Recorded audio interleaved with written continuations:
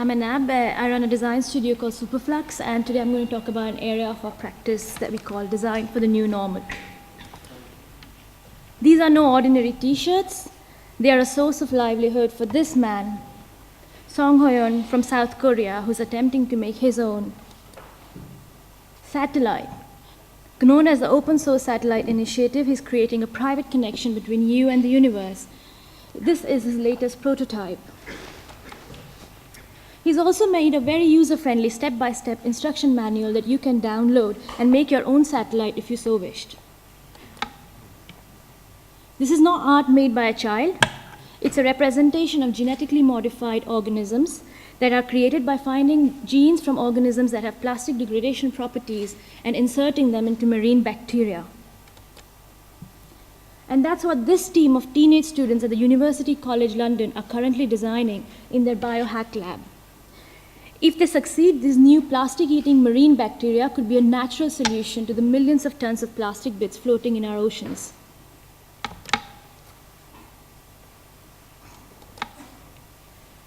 And they also want these bacteria to become microscopic construction workers building artificial plastic islands.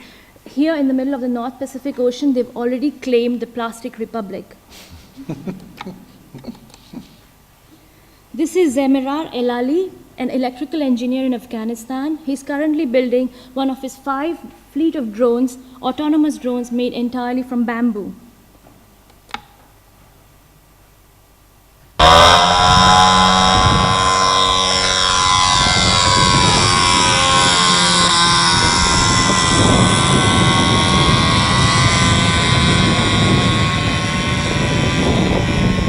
As you can see from the video, they fly quite well. This is a gun made in a 3D printer by a member called Have Blue, who's a member of a website called ar15.com.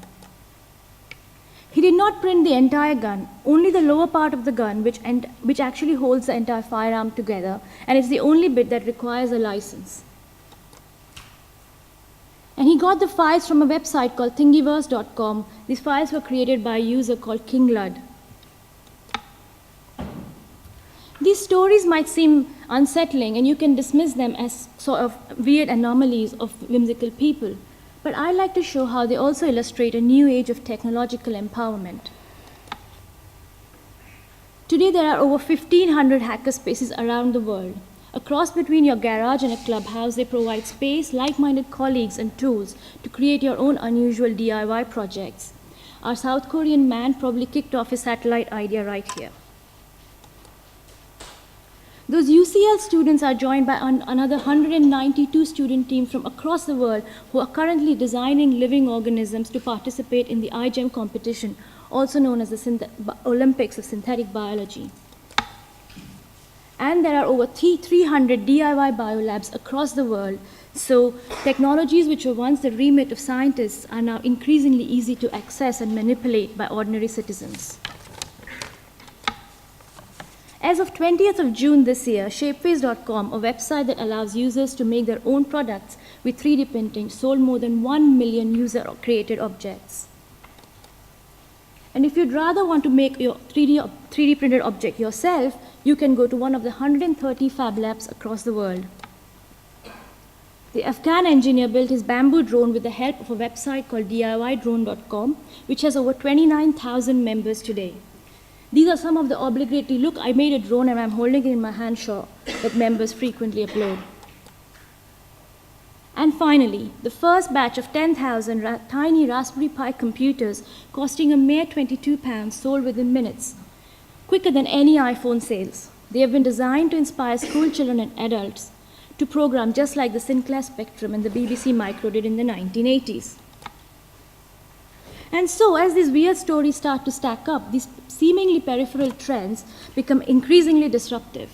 With new technologies and new ways of working, tasks that were once required the brute force of a nation or a mega corporation can now be achieved by a small company, a group of like-minded collaborators, or even in some cases a lone individual.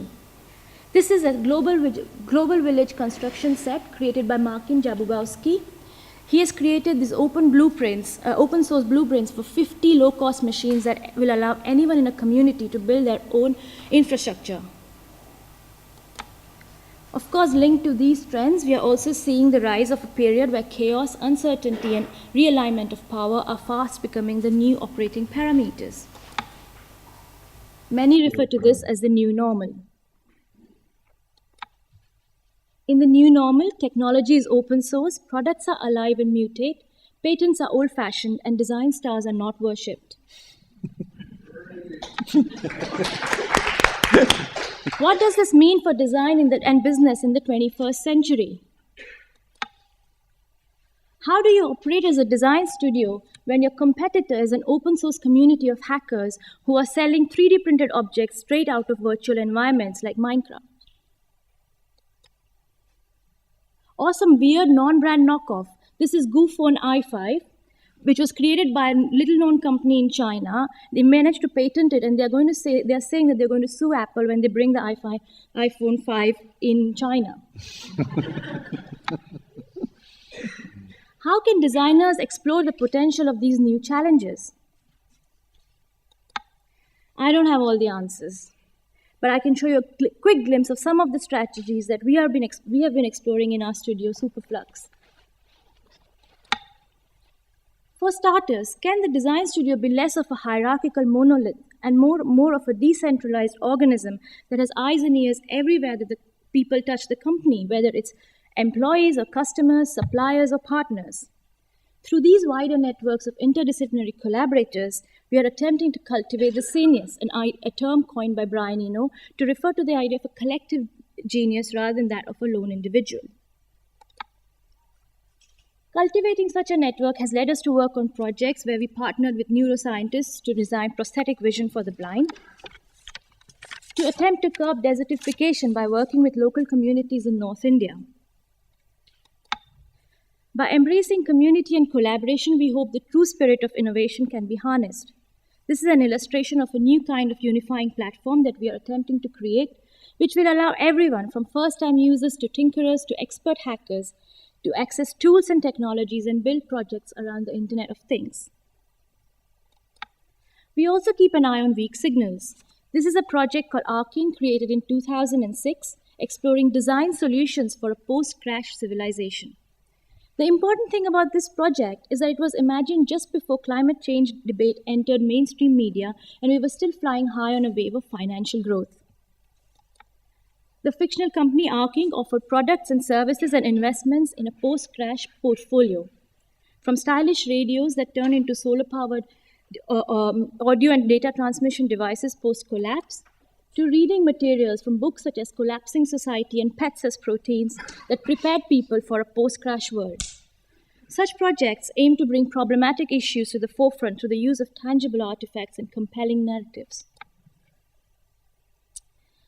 Today, users will find unexpected uses for your technology and products. So how can we get into their shoes? For a project called Electronic Countermeasures, we tried to imagine new uses for unmanned autonomous drones. Rather than weapons or toys, we designed a flock of interactive drones that form their own place-specific, temporary local Wi-Fi, like a pirate internet. People can upload files, photos, and share data with one another as drones float above the city. They swarm into formation, broadcasting their pirate network, and then disperse, escaping detention only to form elsewhere. And finally, apart from the design of applications, how can we also think about the unforeseen implications of such emerging technologies? Whilst the iGEM students were designing bacteria to clean plastic pollution, we too explored provocative possibilities around this new technology.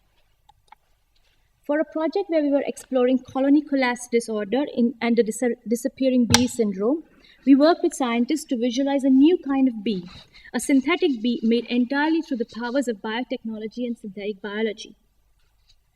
We imagined various positive uses for this synthetic bee, from it being used to pollinate local gardens to glowing pets. But today, there are defense personnel around the world who are toying with the idea of using miniature drones disguised as bugs or insects for spying purposes. So what's stopping them from working out a completely natural spying drone? Can we imagine the synthetic bee to be a 100% natural drone, a future surveillance device. This talk, in many ways, is a rallying cry for businesses to think of these issues as important, and I'm sure this debate will probably be the perfect platform for these things. So thank you very much.